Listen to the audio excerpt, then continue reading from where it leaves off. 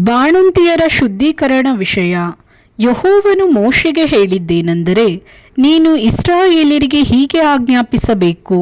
ಒಬ್ಬ ಸ್ತ್ರೀ ಗಂಡು ಮಗುವನ್ನು ಹೆತ್ತರೆ ತಾನು ತಿಂಗಳ ಮುಟ್ಟಿನಿಂದ ಹೇಗೆ ಅಶುದ್ಧಳಾಗಿರುವಳೋ ಹಾಗೆಯೇ 7 ದಿನಗಳ ತನಕ ಅಶುದ್ಧಳಾಗಿರಬೇಕು.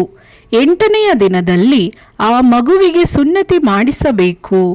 ಆಮೇಲೆ ಅವಳ ಶುದ್ಧೀಕರಣ ಪೂರ್ತಿಗೆ ಇನ್ನೂ 33 ದಿವಸ ಹಿಡಿಯುವುದು. ಅದು ಪೂರೈಸುವ ತನಕ ಅವಳು ದೇವರ ವಸ್ತುವನ್ನು ಮುಟ್ಟಕೂಡದು, ದೇವಸ್ಥಾನಕ್ಕೆ ಬರಕೂಡದು.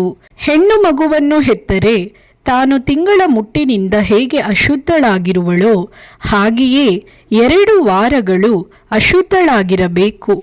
ಮತ್ತು ಶುದ್ಧೀಕರಣ ಪೂರ್ತಿಗೆ 66 ದಿವಸ ಹಿಡಿಯುವುದು. ಗಂಡು ಮಗುವನ್ನು ಹೆತ್ತರೂ ಹೆಣ್ಣು ಮಗುವನ್ನು ಹೆತ್ತರೂ ಅವಳ ಶುದ್ಧೀಕರಣ ದಿನಗಳು ಪೂರೈಸಿದಾಗ ಅವಳು ಸರ್ವಾಂಗ ಹೋಮಕ್ಕಾಗಿ 1 ವರ್ಷದ ಕುರಿಯನ್ನು, ದೋಷ ಪರಿಹಾರಕ್ಕಾಗಿ ಪಾರಿವಾಳದ ಮರಿಯನ್ನು ಇಲ್ಲವೇ ಬೆಳವಕ್ಕಿಯನ್ನು ದೇವದರ್ಶನದ ಗುಡಾರದ ಬಾಗಿಲಿಗೆ ತಂದು ಯಾಜಕನಿಗೆ ಒಪ್ಪಿಸಬೇಕು.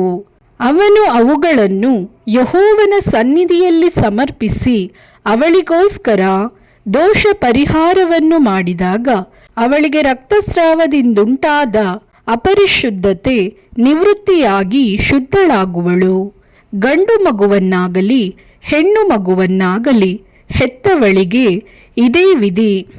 ಕುರಿಯನ್ನು ಕೊಡುವುದಕ್ಕೆ ಗತಿ ಇಲ್ಲದಿದ್ದರೆ 2 ಬೆಳವಕ್ಕಿಯನ್ನಾಗಲಿ 2 ಪಾರಿವಾಳದ ಮರಿಗಳನ್ನಾಗಲಿ ತಂದು ಸರ್ವಾಂಗ ಹೋಮಕ್ಕಾಗಿ 1, ದೋಷ ಪರಿಹಾರಕ್ಕಾಗಿ 1 ಸಮರ್ಪಿಸಬೇಕು.